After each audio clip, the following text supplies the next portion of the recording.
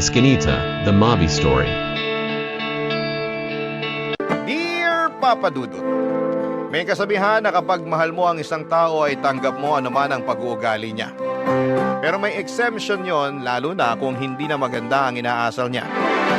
At bilang partner niya, responsibilidad mo na pagsabihan siya sa maayos na paraan upang maitama anumang ugali na hindi nakabubuti sa kanya. Yan ang eksaktong karanasan ko kay Paloma. Pero bago ko ipagpatuloy ang pagkukwento ay magpapakilala muna ako. Tawagin niyo na lamang po ako sa palayaw kong Mavi. 33 years old, taga Quezon City at nagtatrabaho bilang virtual assistant. Kung ilalarawan ko ang aking sarili, masasabi ko na may itsura naman ako.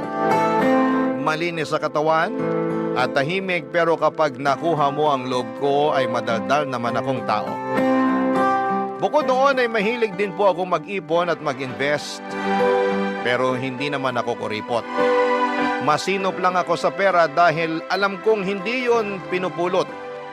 Sa katunayan ay meron na akong napundar na mga property katulad ng studio type condo unit at kotse. Tumutulong din ako sa pagpapaaral sa aking mga kapatid at merong kaunting savings, insurance at investments.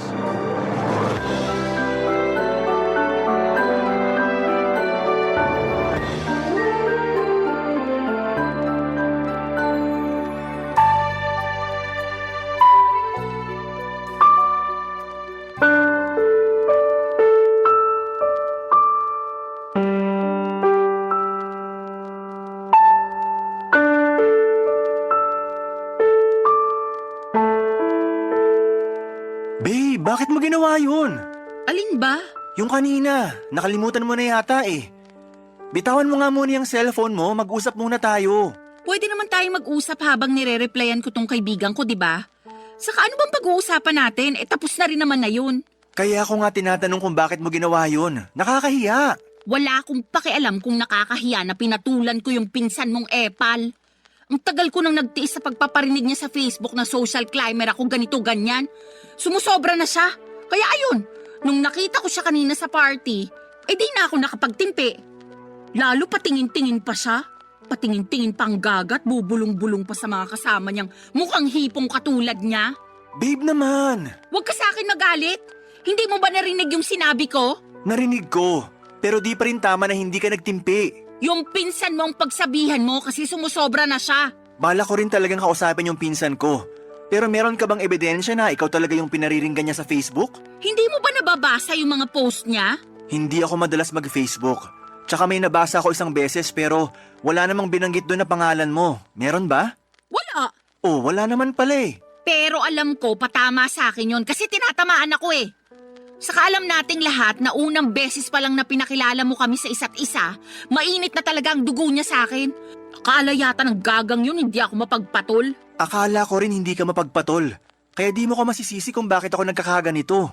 Ako yung hiyang-hiya kay tita kasi sa birthday party pa talaga ng pamangkin namin kay Umixena. Buti na lang mabait si tita dahil mas pinili niyang pagpasensyahan kayong dalawa kaysa masira yung araw.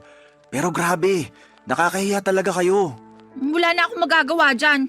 Meron naman eh. Sana masinabaan mo pa pasensya mo. Sana imbis na awayin siya na nakikita ng iba, kinausap mo na lang sa isang sulok para di na kayo nakagawa ng eksena. Sana bago ka nagdesisyon ng ganun nagsabi ka sa akin para ako na mismo yung kumausap sa pinsan ko. Boyfriend mo ako, di ba? Oo nga, boyfriend kita. Pero paano ko masasabi sa'yo, busy ka sa pakikipagtawanan mo sa mga kaibigan mong lalaki?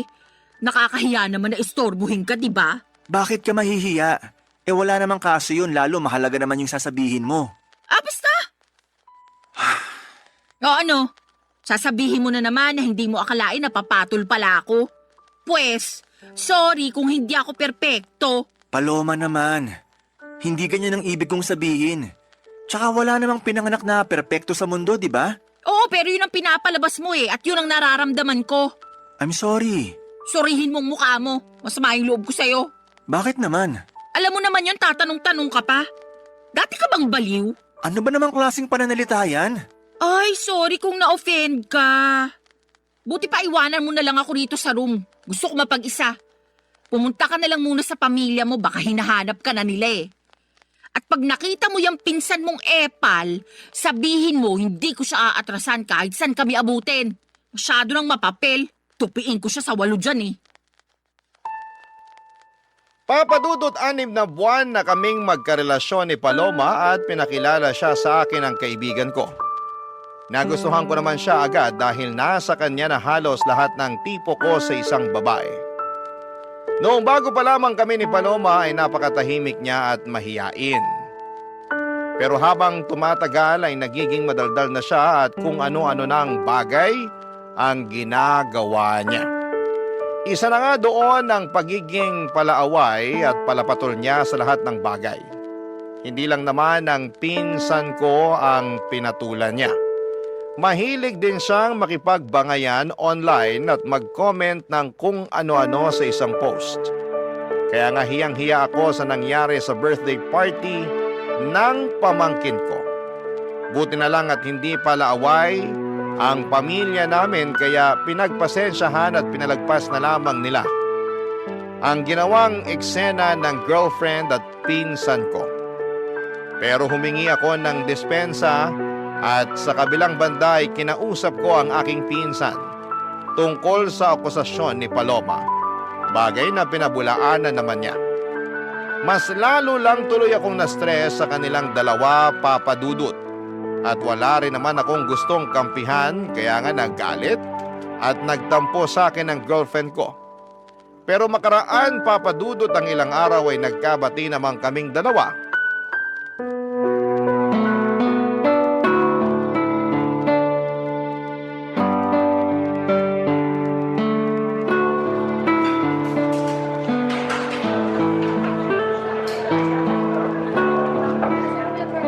Thank you ah. Saan? Sa panlilibre mo sa akin. Nung nakaraang araw pa ako takam na takam sa burger at fries na to. Alam mo namang hindi ako basta-basta makakabili ng cravings ko dahil magkukulang yung sahod ko para sa pamilya ko. Oo, alam ko yun. Tsaka maliit na bagay lang naman tong panlilibre ko. Boyfriend mo ako, di ba? Sana sinabi mo na nung nakaraan ka pa pala nagka-crave rito para nabilhan kita. Hindi na, nahihiya rin kasi ako sa'yo. Ikaw naman? Totoo naman yun. Lagi ko kasing naiisip na ikaw yung taya sa mga labas at gala natin. Ay, kailan kaya ako makakapag-ambag ng mas malaki-laki ano? Pag nakaluwag ka na. Pero saka mo na yun isipin. Sabi ko nga boyfriend mo ko at ako ang lalaki sa relasyon. Walang kaso sa akin na maglabas ng pera kung para rin naman sa'yo. Thank you. Pero kainis talaga maging mahirap. Hirap na akong magtipid at magpigil na unahin ang sarili ko dahil sa pamilya ko. Buti sana kung thankful sila sa akin. Kaso hindi naman. May nangyari na naman ba sa bahay nyo? Oo Kanina lang bago ako umalis para makipagkita sa'yo. Nagalit na naman si nanay kasi kaunti lang daw yung binigay kong sweldo. Di raw makakabili ng 10 kilong bigas at masarap na ulam. Lagi na lang daw noodles at dilatang sardinas na bibili niya. Kaya nagagalit yung kuya kong batugan. Magagawa ko. Malaki kaltas ko ngayong cut-off Alam naman nila yan, bakit nagugulat pa sila? Tapos yung tatay ko nagtatampo kasi hindi ko man lang daw siya mabigyan ng pera pang yosi. Ayos lang ba siya? Ako pa ba bibili ng pambisyo niya? Nakakaloka. Sige lang, magkwento ka lang. Yung kuya kong batuga nangungutang sa akin, panghulog ng motor niya. Sana all may motor, di ba? Kukuha-kuha ng hulugan tapos sa akin ipapakargo kapag nagigipit sa bayaran. Lakas din talaga ng tama Di ba may trabaho naman ang kuya mo? Meron, pero kulang-kulang pa rin daw kasi sinusustentuhan niya yung 3 anak niya sa iba't ibang babae. Galing no? Napakalandi ng kuya ko. Ay, kaya pala stress na stress ka nung nakita kita kanina. Oo, medyo lang. Pinautang mo ba kuya mo? Siyempre hindi. Kaya lang pinagsabihan akong maramot at hindi raw maaasahan. Ay, kaloka. Nang galaiti talaga ako pagkarinig ko nun. Para akong bulkang sasabog anumang sandali. Saka wala na akong pera para pautangin siya, no? Ano siya, hilo? Nanghihingi pa nga sa akin ng pang-project sa school yung bunso namin. Siyempre, mas inuna ko na yun kaysa sa kanya. Grabe rin talaga yung kuya mo. Wala na sa lugar ang mga pinagsasasabi. Lahat sila ganun sa bahay. Ay! Siguro maliban na lang sa bunso namin. Kasi bata pa yun. At yun lang yung kasundo ko. Kaya lang, mas lamang talaga ang stress ko sa pamilya ko, lalo pag wala na kaming pera. Ang unfair lang din talaga dahil malakas pa naman yung parents ko pero ang kukupad. Mula nang magkatrabaho ako, umasa na talaga sila sa akin. Hindi na naawa na nagkakandakuba na ako sa pagtatrabaho para lang buhayin sila. Uy, napakamalas ko talaga. Alam mong hindi totoo yan. Totoo yon. Mahirap lang talaga paniwalaan kasi hindi ikaw yung nasa posisyon ko. Di tulad ko, solo mo pera mo, di ba? Tumutulong din naman ako sa pagpapaaral sa mga kapatid ko. Oo nga, pero hindi ka naman obligado kasi may business yung mga magulang mo. May pera kayo at kaya pa rin nila kayong buhayin. Hindi katulad namin kasi ako lang talaga yung dapat bumuhay sa pamilya ko. Kaya nga kahit itong cravings ko, hindi ko talaga mabili. Malapit na talaga akong masiraan ng ulo. Kung may magagawa lang sana ako para tulungan ka. Alam mo, meron. Ano yun? Ibahay mo na ako. Mag-live-in na tayo para makaalis na ako sa toxic kong pamilya. Papa Dudut, nagtatrabaho bilang private company employee si Paloma at sakto lang ang kinikita niya. Siya ang breadwinner sa kanila kaya wala talaga siyang maitabi para sa sarili. Kaya nga sa abot ng makakaya ko ay binibilhan ko si Paloma ng mga pangangailangan at kaunting luho niya. Pero hindi ko naman kayang saluhin ang lahat, lalo na yung tungkol sa toxic niyang pamilya. Kaya naisipan niya na mag-live-in na kami pero nag-alangan ako dahil sa paniniwala kong mag-asawa lang ang dapat na magkasama sa iisang bubong. Dahil doon ay naggalit na naman sa akin si Paloma. Tapos ay paulit-ulit pa akong inuusig ng aking konsensya tungkol sa mga posibilidad na sinasabi ng girlfriend ko na baka mangyari sa kanya pag hindi pa siya nakaalis sa kanila. Halimbawa noon ay baka tuluyan na siyang mabaliw o masiraan ng ulo. Kaya nga pinag-isipan ko ng mabuti ang plano niyang pagtira kasama ko. At agad ko yung pinaalam sa aking mga magulang, Papa Dudut. Barangay Love Stories. Barangay Love Stories. Papa Dudut, pinaintindi sa akin ng mga magulang ko na ayos lang na tumira kami ng magkasama ni Paloma sa isang bubong, lalo na at alam din nila ang sitwasyon ng girlfriend ko sa pamilya niya. At mas nanaig ang awa nila sa kanila kesa sa paniniwala na kinamulatan namin. Relihiyoso kasi kami pero unti-unti ay nabawasan at nagbago naman yon. Dahil sa iba't ibang kadahilanan, kaya nga pumayag na ako makipag-live-in kay Paloma. Pero may kondisyon. Bale hindi kami magkatabi sa isang kama at sa sofa ako matutulog. Nung una ay pinagtawanan pa ako ni Paloma pero nung pinaliwanag ko sa kanya na gusto kong pangatawanan ng paniniwala ko, ay wala na rin siyang nagawa pa. Sabay pa rin naman kaming kumakain magkasamang nanonood ng TV o di kaya ay nagluluto ng aming pagkain. Pero sa abot ng makakaya ko ay pinipigilan ko ang aking sarili na maging sobrang malapit sa kanya. Kaya lang isang araw ay nagpaalam sa akin si Paloma na gagabihin at huwag ko na raw siyang hintayin. Lalabas daw kasi sila ng mga katrabaho niya. Bagay na wala namang kaso sa akin para na rin makapag-unwind siya. Pinilit ko pa rin siyang hintayin pero sa inabot na lamang ng madaling araw ay wala pa rin siya. Kaya nakatulog na ako sa sofa at nagising na lamang noong maramdaman kong may humahawak sa aking pagka-lalaki, Papa Dudut.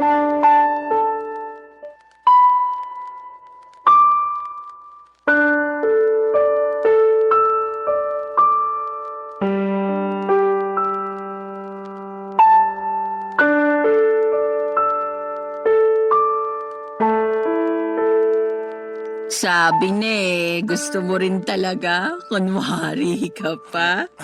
Paloma, anong ginagawa mo? Bakit mo ko hinihipuan? Sobra ka naman sa hinihipuan.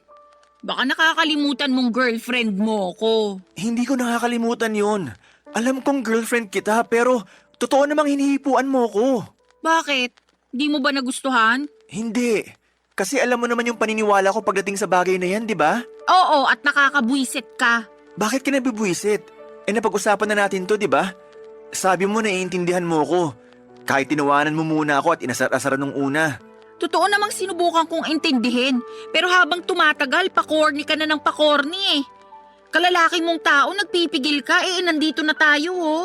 Magkasama na tayo sa iisang bubong. Ba't di mo pa ako sunggaban at samantalahin? Naririnig mo ba yung sarili mo? Naman, tingin mo sa akin, bingi? Hindi, pero nakakagulat na sa katulad mo pa talagang babae galing yung mga salitang yun. Girlfriend mo naman ako at boyfriend kita. Tingin mo sasabihin ko yun sa ibang lalaki? Ano ako, gaga? Kahit na, hindi pa rin tama na ganyan ka magsalita. Irespeto mo naman ang sarili mo. Nire-respeto ko yung sarili ko, no? Saka masyado kang sensitive at makalumang tao kung umasta. Tingin mo ba may maniniwalang walang nangyayari sa atin nakatira tayo sa iisang bubong? Wala naman talagang nangyayari sa atin, di ba? At kung walang maniwala, hindi ko na problema yun. Basta alam ko sa sarili ko na ginawa ko yung sa tingin ko tama. Alin? Yung sakalang mag-aano kapag kasal na? Oo, Corny mo talaga. Nagsisisi na tuloy ako na sinagot kita. Masyado kang ewan eh. ikaw yung masyadong ewan. Anong sinabi mo? Alam mo na nung una pa lang ayaw ko. At iniiwasan ko makipag-live-in sa'yo hanggat di pa tayo kasal. Pero gusto mo na kamo para makaalis ka na sa pamilya mo. Pumayag naman ako, di ba? Okay lang din sa pamilya ko. Ibig sabihin, nag-adjust ako para mapagbigyan yung gusto mo. Salamat sa pag-a-adjust mo. Pero baka nakakalimutan mong may hiningi ka ring kondisyon. At yun yung hindi tayo magtabi sa kama sa pagtulog. Tama ka. At pumayag ka naman, di ba? Papaalala ko lang sa'yo. Pumayag nga ako pero ewan ko sa'yo. Hindi naman malaking pabor yun. Umasa ako na naiintindihan mo pinanggalingan ko. Pero mukhang nagkamali ako matapos mong gawin yung bagay na ginawa mo kanina lang. Bakit ba big deal pa rin sa'yo na hinipuan kita? Mukhang gusto mo rin base sa reaksyon ng ano mo kanina. Hindi ko gusto. At natural na reaksyon lang ng katawan yun. Di ko yun mapipigilan. Sus, natural na reaksyon daw. Totoo naman eh. Para kang tanga. Kalalaki mong tao, ikaw pa yung iwas ng iwas sa ganyan. Hindi ako sanay Daig mo pa yung babae kung umasta. Nasasaktan ako sa mga sinasabi mo sa akin. Kinumpara mo pa ako sa iba. Sensya na, pero ano magagawa ko? Sinasabi ko lang kung ano yung nasa isip ko. Hindi lahat ng naisip mo dapat mong sabihin. Lalo na kung makakasakit ka lang din ng kapwa. Hindi ka lang pala makalumang tao, balat sibuyas ka rin. Ay nako, ewan ko sa'yo Paloma. Ay, mas ewan ko sa'yo. Pakaarte mo. Babae na nga yung lumalapit sa'yo, ayaw-ayaw ka pa dyan. Sure na ba yan? Sige na, try lang natin. Please lang, tigilan na natin tong usapang to. Nakainom ka eh. Mabuti pa matulog ka na dun. Inaantok na rin ako. Uy, kainis ka talaga. Para kang ewan. Siguro, ayaw mo lang talaga sa akin, no?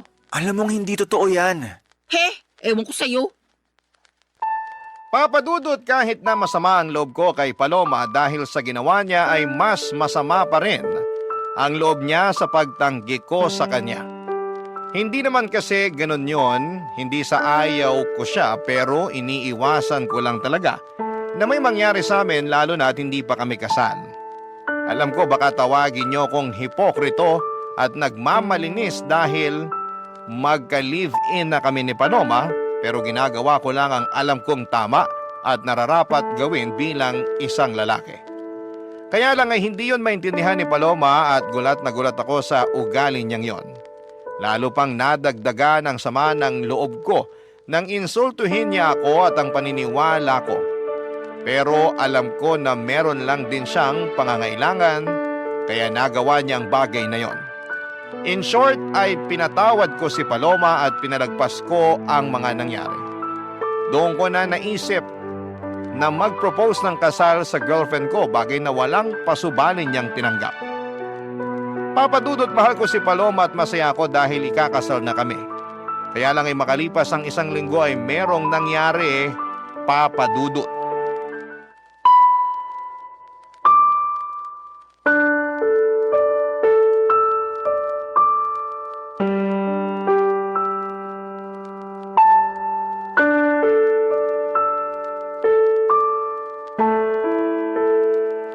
Babe naman, bakit ganun yung mga sinabi mo kay mama? Naalin ba? Na feeling ko nagkukulang ka na sa akin kasi hindi mo nabibigay pangangailangan ko? Na-stress na ako pero hindi ka makaramdam?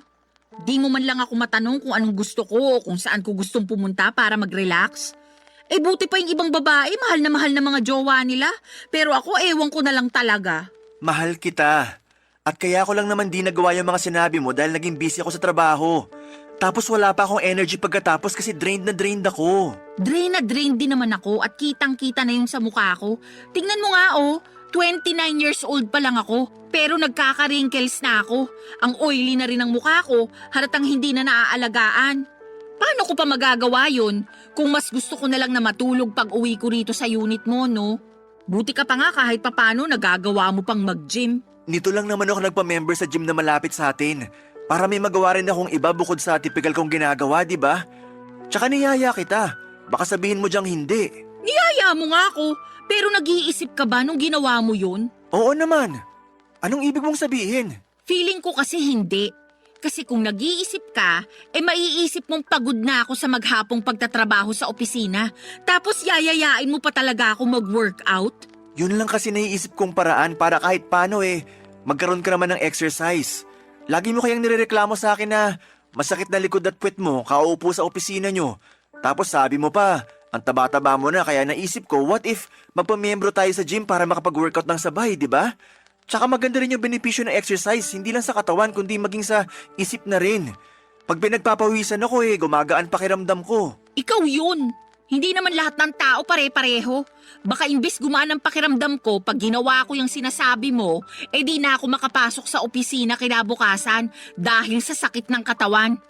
Sabihin mong hindi, nung unang 3 araw mo na nag-workout, hindi ka nga makabangon kasing sakit-sakit ng katawan mo? Maswerte ka lang talaga kasi work from home ka kumusta naman ako, di ba? Bakit ba napunta doon yung usapan? Ang issue rito yung pagrarant mo kay mama. Lumabas pa tuloy na pinababayaan kita. O bakit, hindi ba? Saka mama ko na rin siya, lalo't magiging asawa na kita. Kanino ako magrarant? Sa lola mo, patay na yun. Paloma naman! Totoo naman patay na lola mo, di ba? Oo, pero di mo na kailangan banggitin yung tungkol doon. Para ka namang ewan Kung ano-ano na lang sinasabi mo. Siyempre, may bibig ako kaya may sasabihin talaga ako. Ang akin lang naman sana, ako yung una mong kinausap para nalaman ko't naitama kung may mali man. At nagawa ng paraan yung mga pagkukulang ko sa'yo. Yan tayo Gusto mo talaga sinasabi sa'yo yung dapat automatic ng ginagawa mo? Natural. Kaya ka nga may bibig para makapagsalita, di ba? Ikaw may sabi niyan kani-kanina lang. Ano pang silbi niyan kung di mo gagamitin sa tama? Ay, sumusobra ka na talaga. Ako pa yung sumusobra. Ikaw tong parang ewan dyan. Tsaka tayo yung nasa relasyon, kaya dapat sa atin pa lang inaayos na natin yung issue. Hindi na kailangan malaman nila mama. Tsaka na lang pag di na talaga natin kayang ayusin. Ano na lang sasabihin nila? Na hindi ako marunong magdala ng relasyon? Na pinababayaan kita, ganun ba? Alam natin na hindi yan totoo. Kasi mahal kita, Paloma. Papadudot aminin kong hindi ako natuwa dahil nakarating pa sa mama ko ang mga reklamo ni Paloma. Para sa akin, ako ang unang tao na dapat niyang kausapin tungkol sa bagay na yon at hindi ang mga magulang ko. Nakakahiya kasi lalo na at meron rin silang sariling problema para problemahin pa ang mga reklamo ng girlfriend ko. Kaya nga hiyang-hiya ako sa mama ko dahil sa nangyari. Pero at the same time ay thankful din kasi pinayuhan niya ako kung ano ang dapat gawin upang maging mas maayos ang relasyon namin ng girlfriend ko. Tapos ay sinamantala ko na rin ang pagkakataon na kausapin si Paloma at ipaunawa sa kanya na hindi totoong pinapabayaan o tinitipid ko siya. Kung nabawasan man ang oras at pera na naibibigay ko sa kanya ay dahil lamang nag-iipon ako na para sa pangkasal namin. Kaya lang ay ewan ko ba sa girlfriend ko kung bakit pakiramdam niya ay pinagdadamutan ko siya. Para wala ng away ay ako na lamang ang nag-adjust. Sa abot ng makakaya ko ay binigay ko ang mga gusto ni Paloma, Papadudot. Barangay Love Stories. Barangay Love Stories. Papadudot, makalipas nga ang 1 buwan ay gulat na gulat ako nang sabihin sa akin ni Paloma na nag-resign na siya sa kanyang trabaho. Ni hindi kasi niya nabanggit sa akin na may plano na pala siya na umalis. Basta sinabi lang niya na ayaw na niyang magtrabaho dahil nabuburyo at napapagod na raw siya. Pero sa kanya pa rin humihingi ng sustento ang pamilya niya. Kaya problemado siya kung paano makapagbibigay sa kanila. Kaya ako ang umako ng responsibilidad na yon dahil magiging pamilya ko na rin naman ang pamilya niya. Pero labis talaga akong nahirapan at nabigatan sa buhay noong nadagdagan ng responsibilidad na nakaatang sa aking mga balikat. Kahit na nakakaluwag ako noong una ay umabot ako sa punto na halos masaid ang savings ko dahil sa mga hingi at bigay para sa pamilya ni Paloma. Dahil po sa mga nangyari ay nagsabi ako sa parents ko na baka hindi muna ako makatulong para sa pagpapaaral ng mga kapatid ko, bagay na nauunawaan naman nila. Nag-offer pa nga sila na pahiramin ako ng pera sakaling kailanganin ko. Sobrang bait ng mga magulang ko kaya naman hiyang-hiya ako sa kanila. Doon ko na naisipang kausapin si Paloma tungkol sa sitwasyon pero meron namang ginawa ang magaling kong girlfriend, Papa Dudut.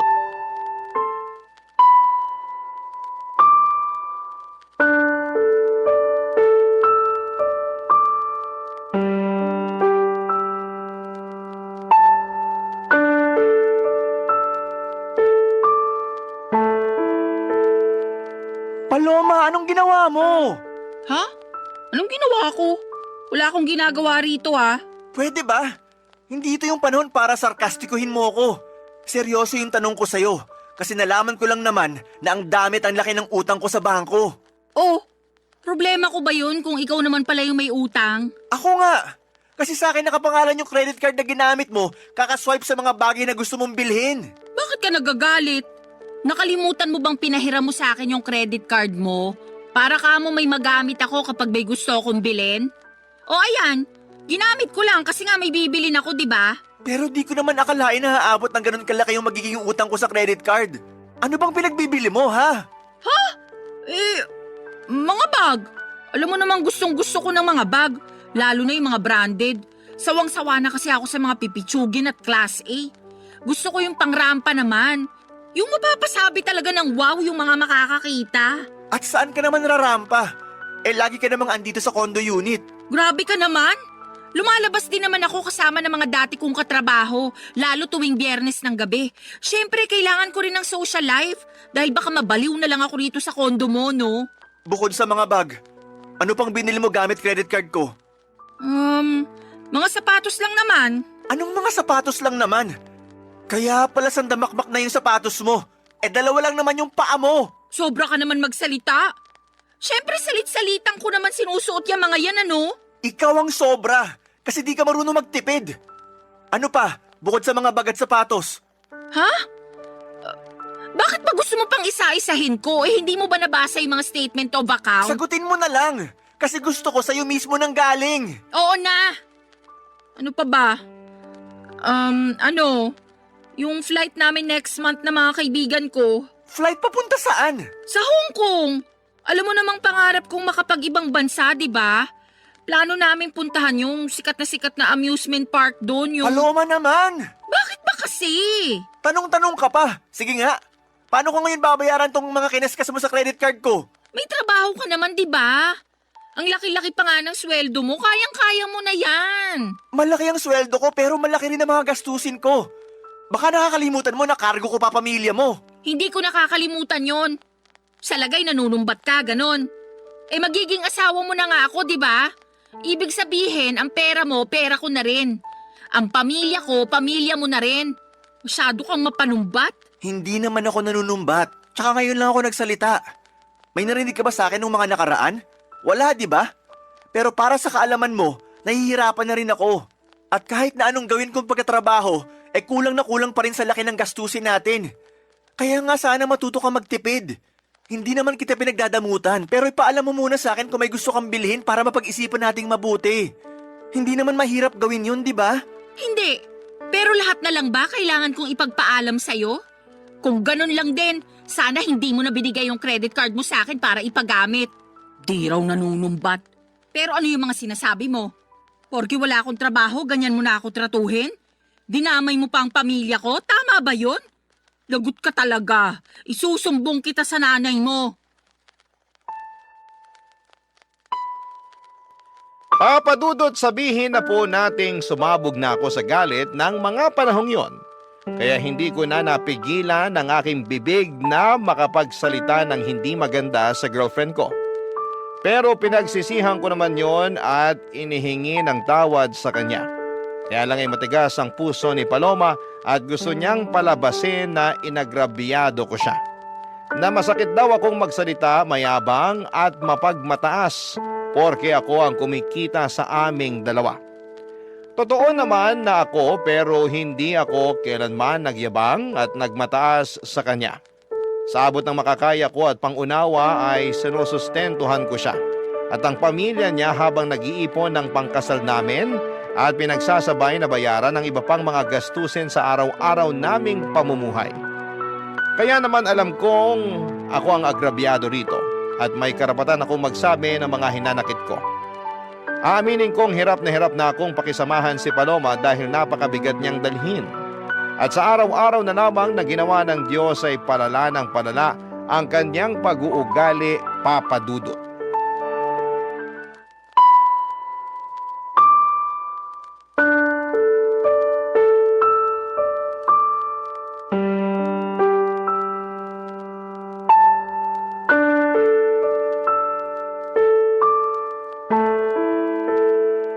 Babe, ano na naman bang ginawa mo?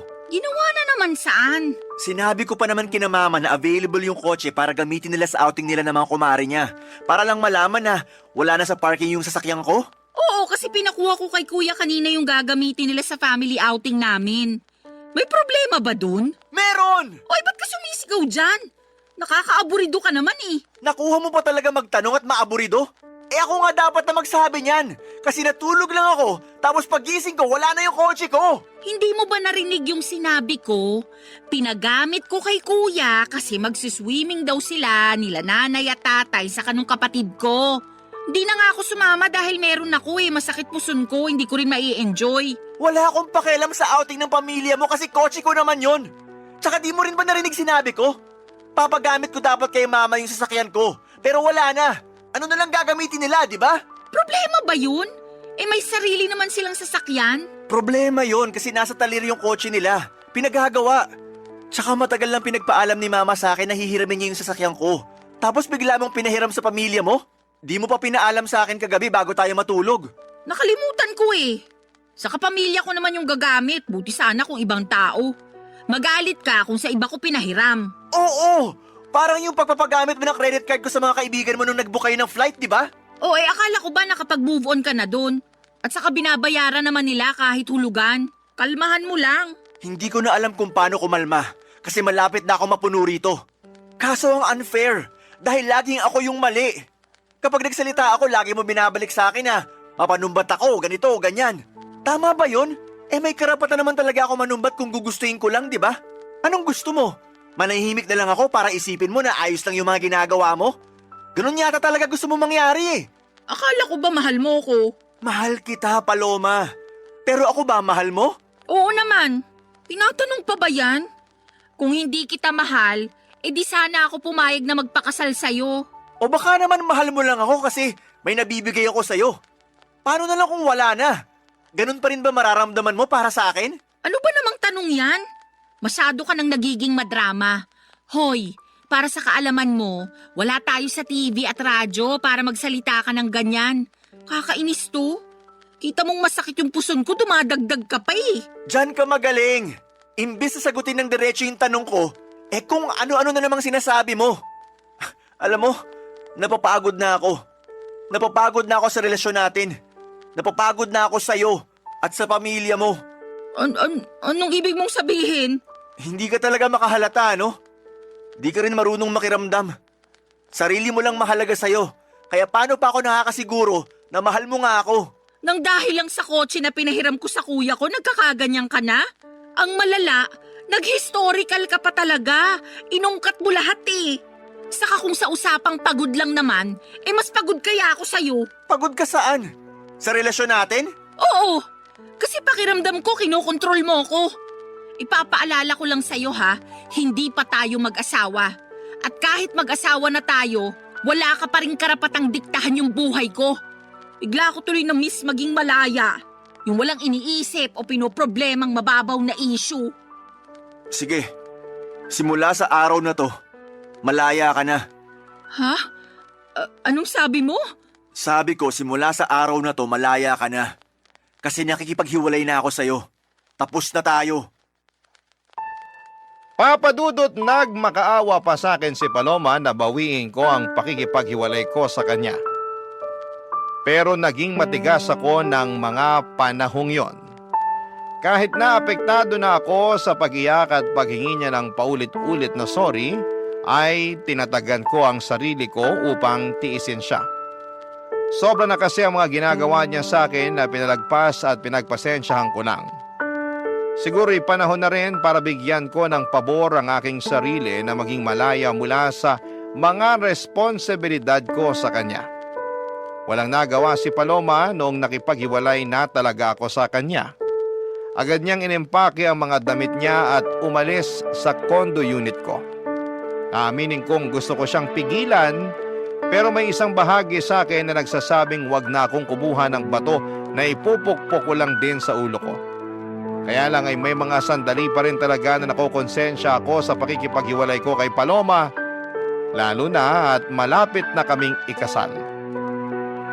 Sana'y mapayuhan ako ng mga kabarangay natin kung tama bang bawiin ko ang pakikipaghiwalay ko sa dati kong kasintahan at mag-umpisa ulit kami ng bagong buhay o pangatawanan ko na lamang at tumanap ng ibang babae na mas mabuti para sa akin.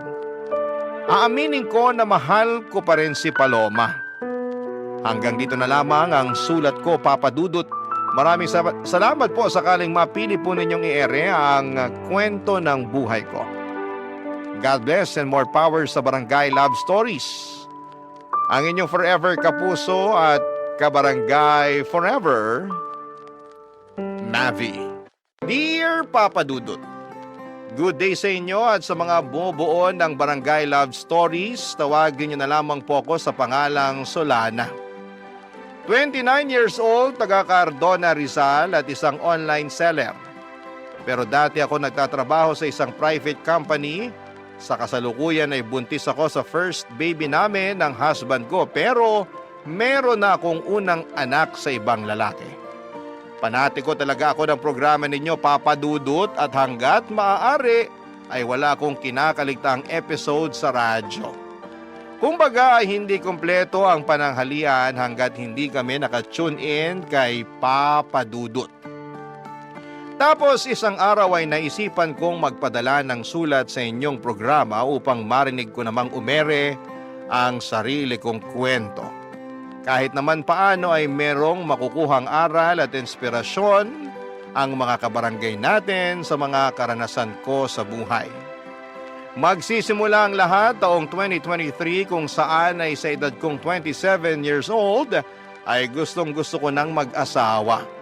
Kaya lang ay wala pa nga akong boyfriend noon, bagay na nakadagdag pa sa aking frustration. At palagi ko yung sinasabi sa aking nanay, Papa Dudut.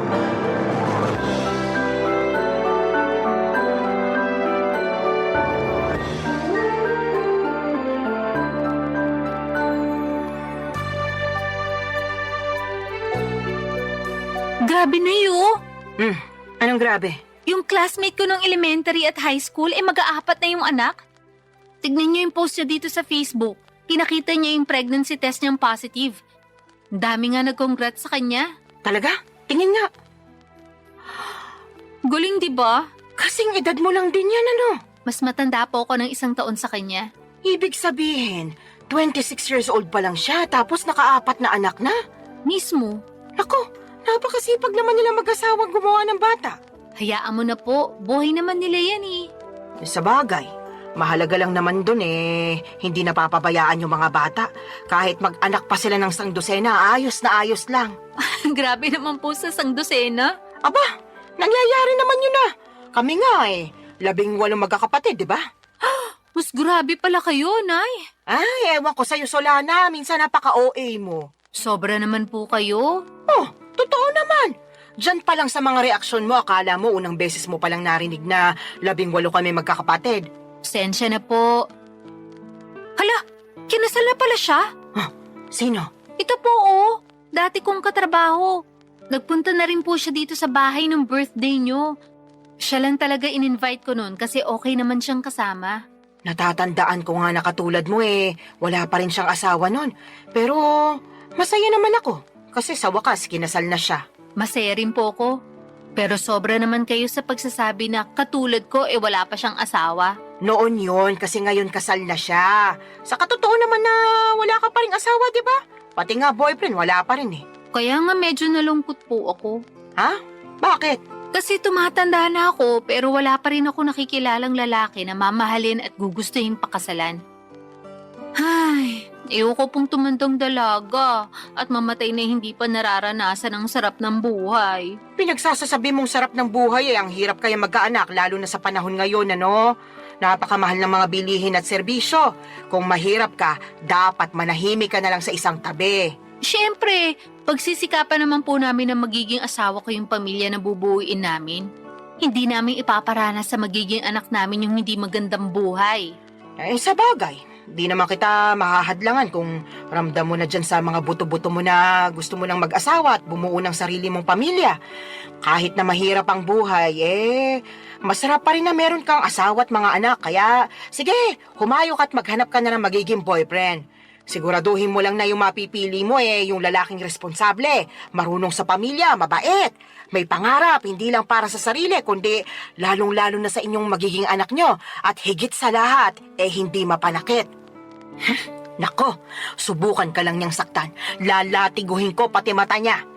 Si nanay talaga, wala pa nga Sinasabi ko lang sa'yo yung gagawin ko kapag maling lalaking napili mo. Kaya ayusin mo paghahanap ng matinong mapapangasawa, ha? Boyfriend po muna, wala pa nga akong boyfriend Kala ko, diretso kasalan kasi atat na atat ka na dyan Nay talaga, O bakit? Totoo naman sinasabi ko sinabi ko bang hindi?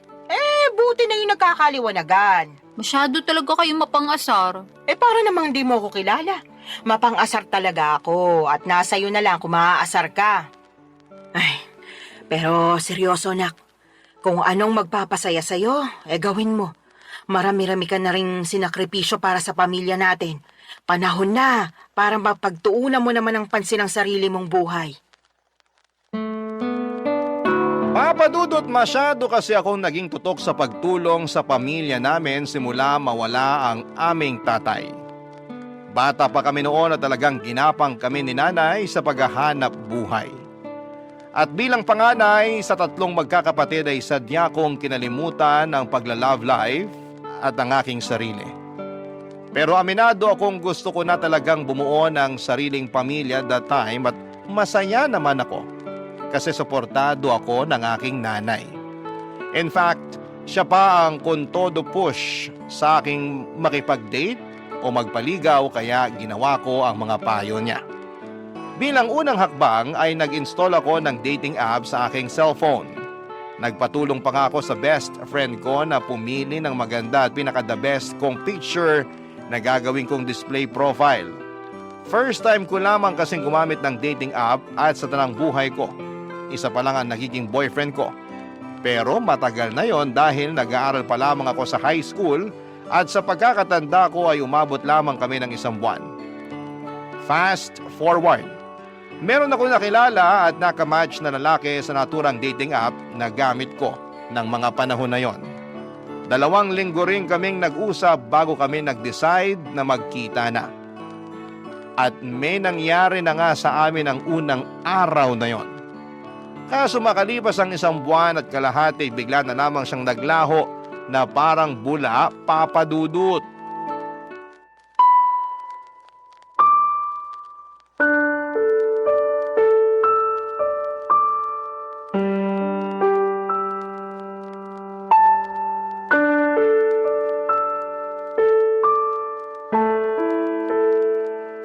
Nay, minulto niya ako. Sino? Yung lalaki na kilala ko online at nakadate. Minulto niya na ako. Paanong minulto? Bakit? Namatay na ba siya? Nay naman Pinatay mo naman agad yung tao. Sabi mo kasi minulto ka, kaya anong iisipin ko kung di namatay na pala yung tao, di ba? Yun na nga. Kaso buhay na buhay pa po siya. At ang ibig sabihin ko sa minulto, naglaho na lang siya bigla na parang bula. Bigla na lang siyang hindi nagparamdam. Hindi ko na matawagan. At hindi na rin siya nagre-reply sa mga text ko. Naku, minulto ka nga. Sumalangit nawa. Nay naman eh. Sabi mo sa akin, nagkakamabutihan na kayo, di ba? Opo. Akala ko rin papunta na kami sa pagiging mag-boyfriend-girlfriend kasi okay naman yung date namin. Nagsabi pa nga siya na plano niya akong ligawan at pumayag naman ako. Kaya lang... Kaya lang ano? Nawala siya bigla pagkatapos siya makuha sa akin yung pagkababae ko. Hala ka. Ibig mo sabihin, sinabi mo ng perlas ng silanganan? Opo. Naku, nalintikan na. Teka, Nay, nasusuka ako. Ay, sinasabi ko na nga ba? Pumunta ka doon sa lababo. Doon ka sumuka. Naku. Ay, hindi kaya buntis ka? Pwede po ba yun? Oo naman. May nangyari sa inyo kamo. Tapos nagkakaganyan ka. Malamang buntis ka. Niregla ka na ba? Hindi pa nga po eh. Mag-iisang linggo na. Nalintikan na talaga. Paano nga po kung buntis ako? Ano nang gagawin ko? Bigla akong tinakasan ng tatay ng anak ko. Hindi ko alam kung anong gagawin mo, pero siguraduhin mo muna na buntis ka nga. Magano ka? Mag-pregnancy test. Ayoko po. Anong ayaw mo pinagsasasabi mo dyan? Natatakot po ako eh. Paano kung positive? Wala na tayong magagawa dyan. Saka na lang natin isipin kung ano yung susunod nating gagawin kapag totoo na buntis ka nga. Pesting buhay naman oh. Ngayon pa talaga nangyari to kung kailan bigla namang nawala yung nakabuntis sa akin. Kasalanan mo rin naman kasi. Sana bago ka bumuka ka dyan, sinigurado mo muna na gumamit ng proteksyon yung lalaking yon. Oh, kita mo nangyari. Tingin ko, nakatunog yun na mabubuntis ka niya. Kaya biglang naglaho na parang bula. Wala naman po sanang kaso kahit mabuntis niya ako eh. Kaya lang ang kinaiinis ko, iniwan niya ako bigla. Akala ko pa naman nagkakaintindihan na kami. Na mahal na namin ang isa't isa. Pero mukhang hindi po pala ganon. Hindi talaga. Kasi nakuha na niya yung gusto niya sa'yo. Napakasama niyang tao. Sinabi mo pa. Sana makarma siya sa pangiiwan niya sa'yo at sa magiging anak niyo kung totoo nga na buntis ka. Kinakatakot ko lang po na baka hindi ko kayanin. Alin? Yung pagbubuntis ko po. Ewan, naguguluhan pa po ko. Nalilito. Masyado mabilis yung mga pangyayari. Kahit na anong mangyari, kailangan mong kayanin dahil nandiyan na yan. Alangan namang ipalaglag mo yung dinadala mo Malaking kasalanan niya sa Diyos.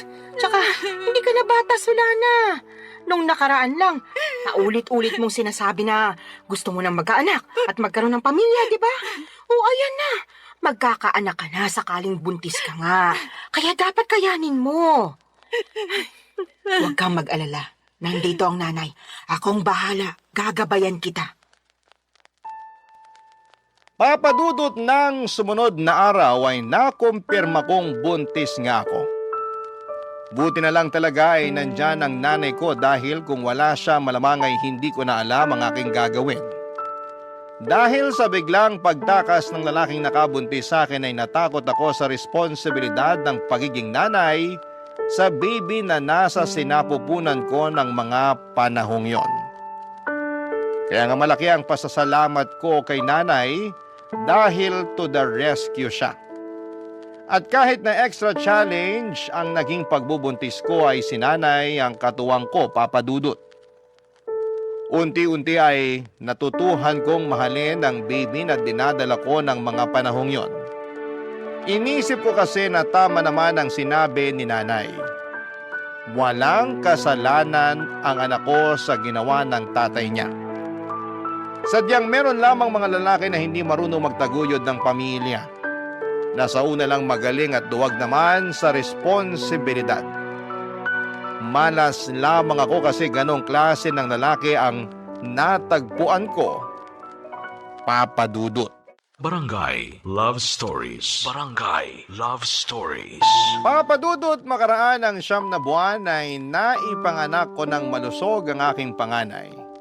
Nag-leave ako noon sa opisinang pinapasukan ko at noong matapos yun ay agad na rin ako nagbalik trabaho. Kailangan ko nang magdoble kayod upang matustusan ang pangangailangan ng anak ko. Alam ko na simula maging nanay ako ay dapat huli ko nang isipin ang aking sarili dahil laging unang-una ang kapakanan ng baby ko. Kaya lang ilang buwan pa lamang akong nagtatrabaho ulit ay nakaramdam na ako ng matinding kapaguran.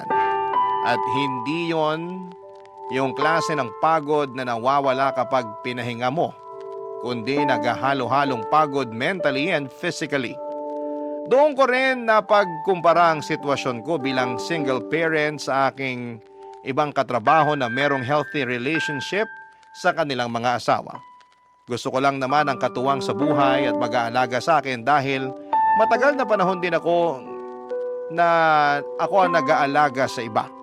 Pati ba naman sa sarili kong anak ay ako pa ring mag-isa. Kaya nga binanggit ko yon sa nanay ko dahilan para sermonan niya ako ng todo-todo, Papa Dudut.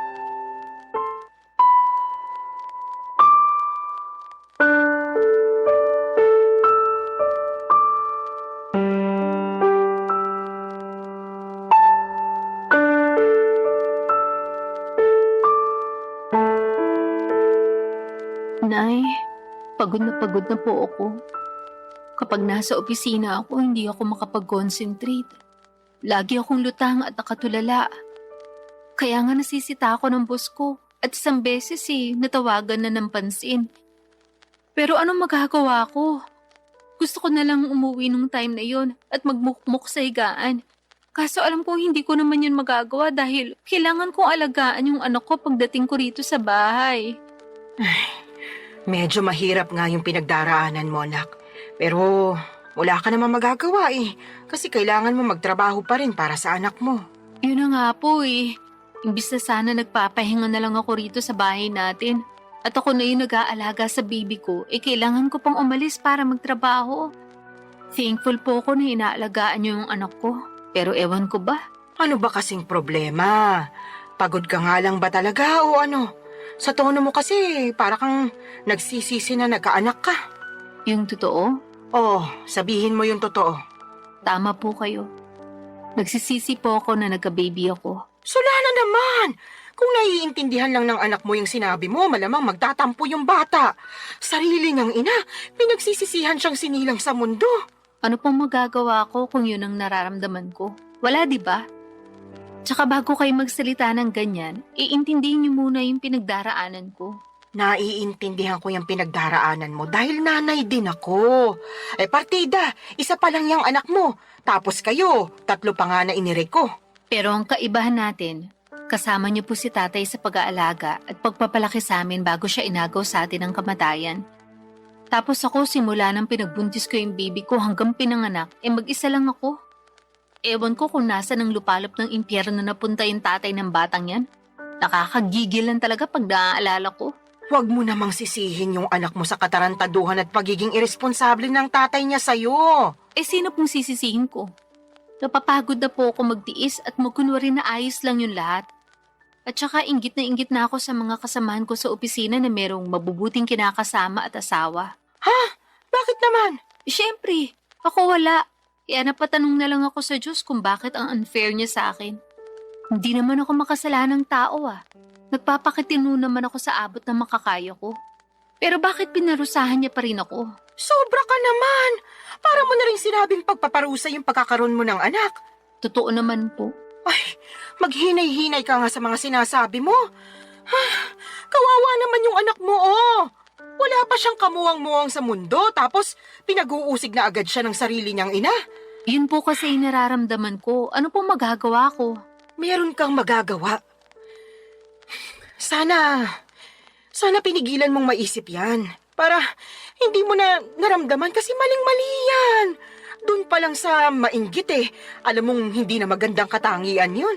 Sana ganun lang kadali yung gusto niyong mangyari. Wag kasi puro sarili mo yung isipin mo, lalo may anak ka na. Dapat pag nanay ka na, isang tabi mo yung nararamdaman mo at pagtuunan ng pansin yung anak mo. Paano ko nga po magagawa yun kung napapagod na ako? Ay, sana talaga hindi na lang ako pumayag na ituloy yung pagbubuntis sa batang yan. Aray ko! Bakit niyo ako binatukan, Nay? Nagtatanong ka pa talaga kung ano-ano yung sinasabi mo dyan. Kinabutan ka nga. Hindi naman kasalanan ng apo ko na nabuo siya dahil sa kapusukan niyo Tapos sasabihin mo na sana hindi mo na lang tinuloy yung pagbubuntis mo sa kanya.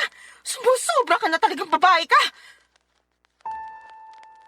Papa Dudut, doon ko mas napagtanto ng husto na mahirap maging single parent at kung may choice lamang akong baguhin ang kapalaran ko ay gagawin ko.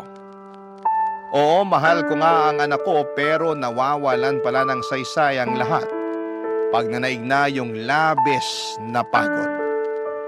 Tinanim ko sa isipan ko na ang aking anak dapat ang priority ko bago ang sarili ko, pero mas nanaig sa akin ang kagustuhan na makatagpo ng lalaki na magiging katuwang ko sa buhay at mag-aalaga sa akin bilang kapareha niya at kung loloobin ay may bahay. Kaya nga nagsimula ulit ako makipag-usap online kahit na inuusig pa rin ako ng aking konsensya at ng mga sinabi ni nanay. Naintindihan naman daw niya ako pero nandun pa rin yung sermon niya tungkol sa dapat mas pagtuunan ko ng pansin ang aking anak bago ang sarili ko. Para sa akin hindi niya talaga ako nauunawaan. Hindi nagtagal ay meron akong nakausap na lalaki sa dating app at mabilis lang din kaming nagkapalagayan ng loob, Papa Dudut.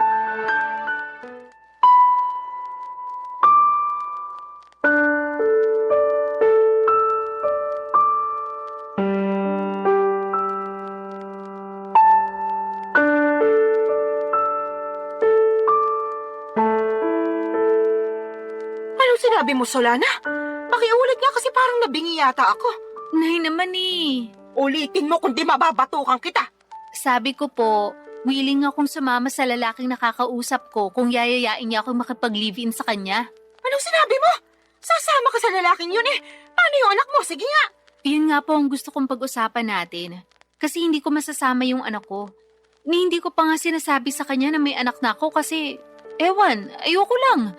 Pakiramdam ko pag ginawa ko yun, baka mawalan siya ng gana sa akin. Kasi bihira lang naman yung lalaki na nagkakagusto at sumiseryoso sa mga single mom. Kahit na! Mahalaga pa ba yon? Opo, mahalaga yun kasi mahal ko na siya. Sa lagay, mas pipiliin mo pa yung lalaking yun kaysa sa sarili mong anak, Solana. Hindi ko naman po inaalis yung pagiging nanay ko sa anak ko. Gusto ko lang po magsimula ng panibagong buhay. Magsimula ng panibagong buhay na hindi kasama yung anak mo, ganun ba?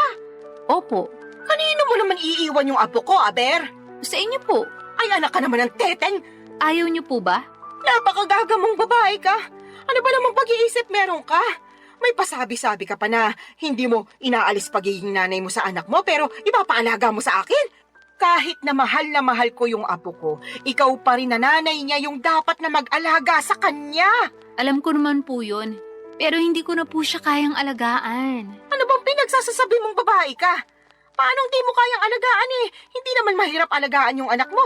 Napakabait niyang bata, normal din siya. Walang karamdaman, kaya paano mo nasasabi yan? Tatapatin ko na po kayo, Nay.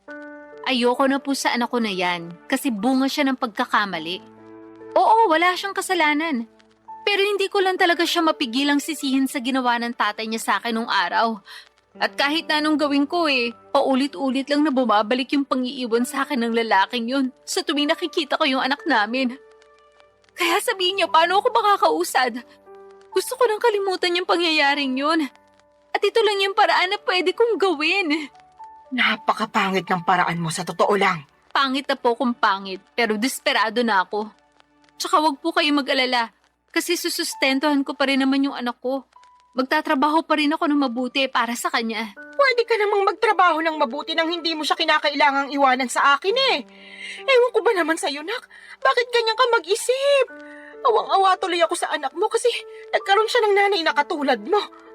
Para sa kaalaman mo hindi lang perang pambili ng pangangailangan niya yung dapat na binibigay mo sa anak mo. Kailangan din niya ng pagmamahal mula sa'yo. Pero hindi ko na nga po kayang ibigay yun sa anak ko. Kaya kayo na lang po yung magbigay nun sa kanya. Naniniwala naman po ako na marami kayo nun sa puso nyo. Yung sa akin kasi, ubus na para sa anak ko. At kung meron man pong natitira, konti na lang. Tapos para na lang yun sa sarili ko. Mahirap naman magbigay ng pagmamahal sa iba kung hindi ko uunahing mahalin yung sarili ko, hindi ba? Ibang klase mga katuwiran mo, bulok at baluktot. Papa Dudut, parang kinurot ang aking puso sa iyak ni nanay dahil sa naisip kong iwanan ang anak ko sa kanya para makisama sa lalaking nakilala ko online. At kahit na sinosustentuhan ko pa rin naman ang bata ay hindi pa rin sapat yon. Pero kahit na anong gawin kong pagsaalang-alang sa sitwasyon ay nadaig pa rin ako ng aking damdamin. Mas nanaig ang kagustuhan kong sumama sa lalaking nakilala ko at magsimula ng panibagong buhay. Alam ko po na maraming magagalit sa akin na mga kabarangay natin dyan at may mga magsasabi na hindi ko naman talaga mahal ang anak ko. Mahal ko ang anak ko pero mas mahal ko ang aking sarili ng mga panahong yon. At kahit na pangit pakinggan, paano ko makapagbibigay ng pagmamahal sa iba kung hindi ko naman uunahing mahalin ang sarili ko kahit nakapalit noon ay ang pagtakas sa responsibilidad ng pagpapakananay sa aking panganay, Papa Dudut. Barangay Love Stories. Barangay Love Stories. Papa Dudut, hindi nagtagal ay sinagot ko na nga ang lalaking nanliligaw sa akin at makaraan lang ang isang buwan ay niyaya na niya akong makipag-live-in. Bale, tumira kami sa Taytay Rizal dahil doon naman siya nagtatrabaho. Hindi alam ng live-in partner ko na meron akong anak sa unang lalaki. At sa totoo lang ay gusto ko na talagang hindi niya malaman, pero alam ko na wala namang lihim na hindi nabubunyag. Kaya sa huli ay inamin ko sa kanya ang totoo dahilan para maggalit siya sa akin. Hindi dahil may anak ako sa ibang lalaki kundi dahil hindi raw ako naging tapat sa kanya nung una pa lamang. Naintindihan ko naman ang pinanggagalingan ng galit niya, kaya humingi ako ng tawad. Hindi niya rin ako natiis dahil mahal niya ako at ang tanging hiling lang niya ay ipakilala ko sa kanya ang anak ko, kaya sinama ko siya sa bahay ng nanay ko sa Cardona, Rizal. At laking gulat ko dahil masayang masaya siya pagkakita sa aking anak. Kaya lang ay marami pa rin kaming bagay na hindi pinagkakasunduan habang nagpapatuloy ang aming pagsasama. Katulad na lamang noong isang beses na nag-away kami, dahilan para mag-alsa balutan ako't umuwi sa aking nanay, Papa Dudut.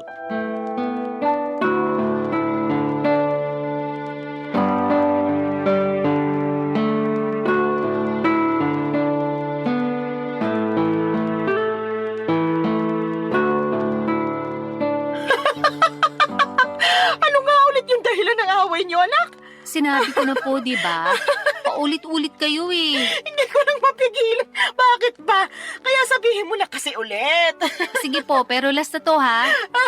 Feeling ko kasi inaasar nyo lang ako eh. Sige na, ano nga ulit yung rason? Bakit ka nag-alsa balutan paalis sa inuupahan niyo at umuwi ka rito sa atin? Nag-away po kasi kami nung kinakasama ko dahil binuksan ko yung delata ng paborito pala niya tapos inulam ko. Dilata lang pala, tapos pinag-awayan nyo na. Grabe, hindi ako makapaniwala para kayong mga bata. Hindi ko naman po kasi Ay, sinasadya na mabuksan yun. At saka siya naman may sabi na mag-ulam na lang daw ako ng delata dahil hindi nga siya nakapagluto. Nagkataon na overtime ako sa work.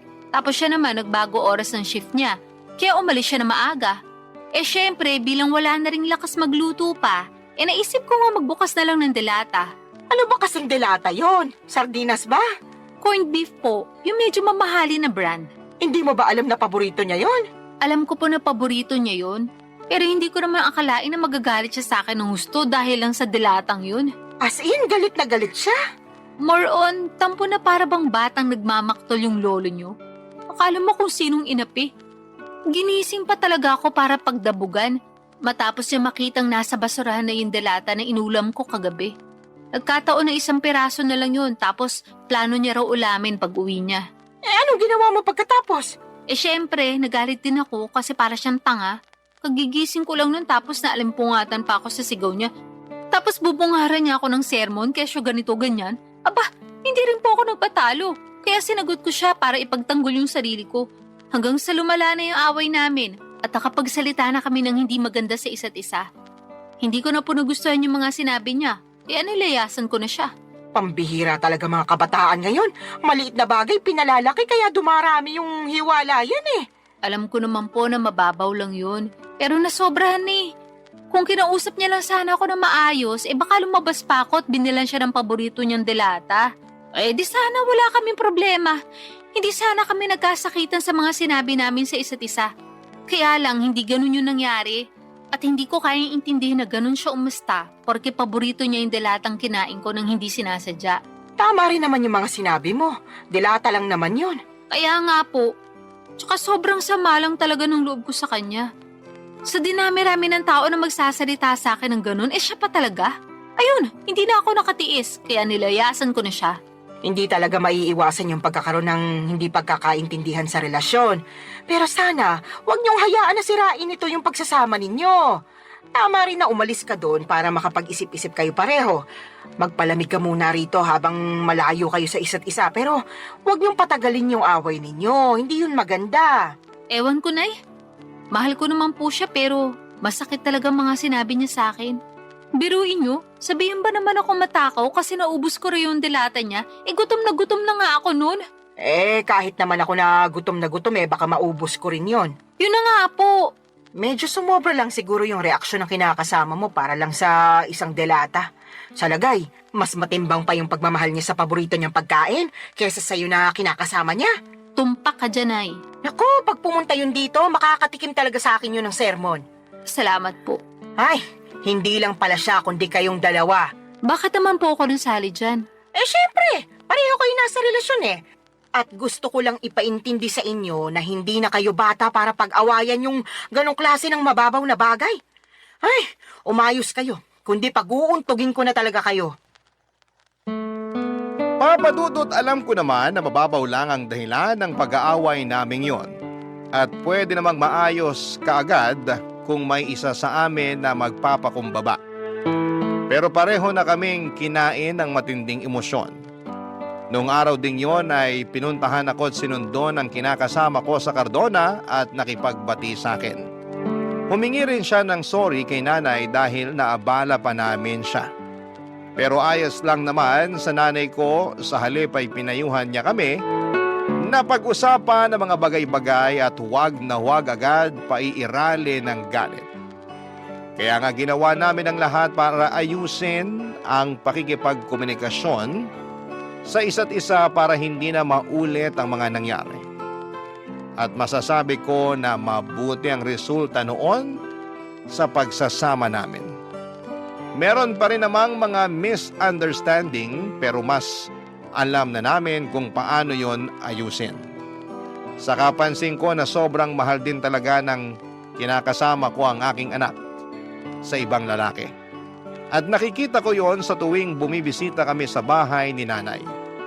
Kaya nga nagustuhan na rin siya ng nanay ko para sa akin bilang kinakasama. Pero nitong March 2025 lang ay may sinabi ako sa nanay ko na labis niyang kinabigla, Papa Dudut.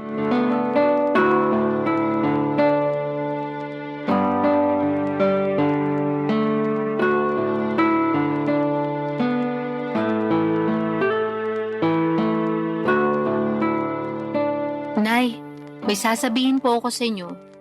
Pero huwag kayong mabibigla Depende kung sasabihin mo maganda ako matagal ko nang alam yon.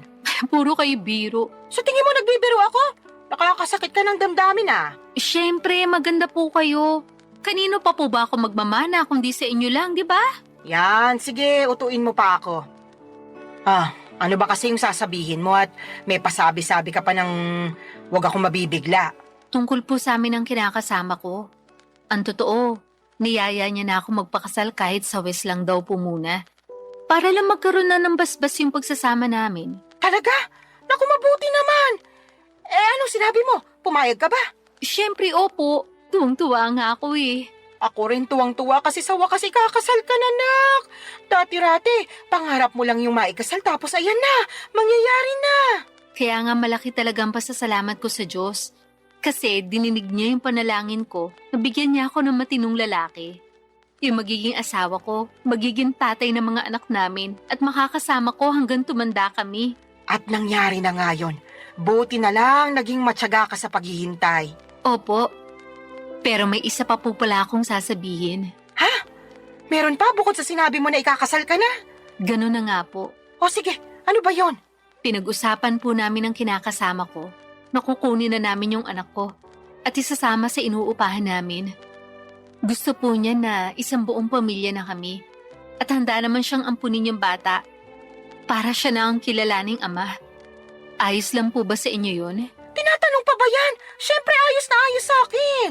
Hindi po ba kayo malulungkot kasi papapalayo na kayo sa apo nyo? Ano bang klaseng tanong yan? Natural malulungkot ako. Pero sino ako para ipagkait sa apo ko na magkaroon ng tatay at nanay sa kanyang paglaki, di ba? Kaya nga malaki talaga yung pasasalamat ko dyan sa kinakasama mo kasi mahal na mahal yung anak mo. Tingin ko nga, mas mahal niya pa yung apo ko kaysa sa'yo eh. Mahal ko rin naman po yung anak ko. Pero aminado ako naging gagalang ako sa pagdedesisyon nung araw. Sa totoo lang, matagal ko nang pinag-iisipan na kunin yung anak ko para ako na yung mag-aalaga sa kanya.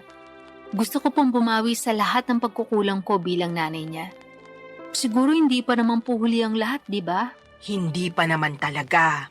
At suportado kita sa gusto mong mangyari. Basta ipangako mo na hinding-hindi mo na ibabalik sa akin yung apo ko kasi bigla ka na lang napagod magpakananay sa kanya, ha?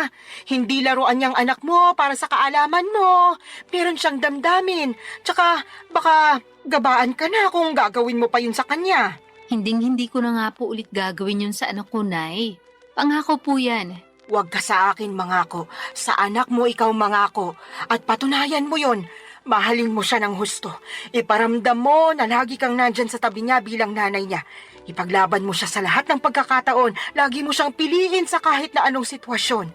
At kahit na magkaroon pa kayo ng mga anak, nung kinakasama mo, huwag mong hayaan na mabaliwala yung panganay mo. Tandaan mo, Solana, ha? Wala siyang kasalanan sa ginawa sa'yo ng ama niya, kaya huwag mo siyang sisisihin. Opo, Nay. Naiintindihan ko po lahat ang mga sinabi niyo at tatandaan ko po yun. Sige, mapapanatag na ako kung ganon. Paano mo pala aalagaan yung apo ko kung nagtatrabaho ka? Tungkol po sa bagay na yan, pinag-usapan na namin ng kinakasama ko na magre-resign na ako para maalagaan ko yung anak ko. Sinabi ko kasi sa kanya na gusto kong bumawi sa anak ko dahil malaki nga yung nagawa kong kasalanan sa kanya nung araw. Katulad nyo, sinuportahan din po ako ng kinakasama ko. Papa Dudut, alam kong hindi ako naging perpektong magulang sa anak ko noong araw, pero sa kasalukuyan ay ginagawa ko naman ang lahat upang makabawi sa kanya. At yun naman ang mahalaga, hindi ba?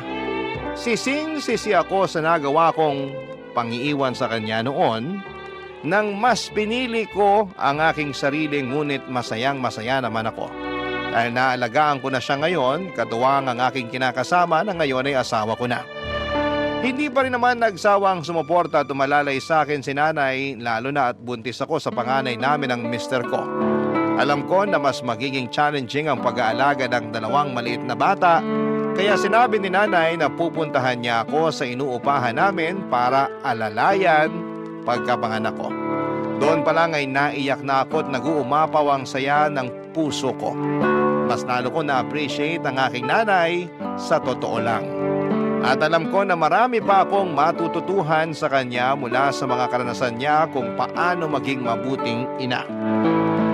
Maraming salamat po, Papa Dudut, sakaling mapili po ninyong i-ere ang istorya ng buhay ko. Sana po'y kinapulutan po ito ng aral at inspirasyon ng mga kabarangay natin.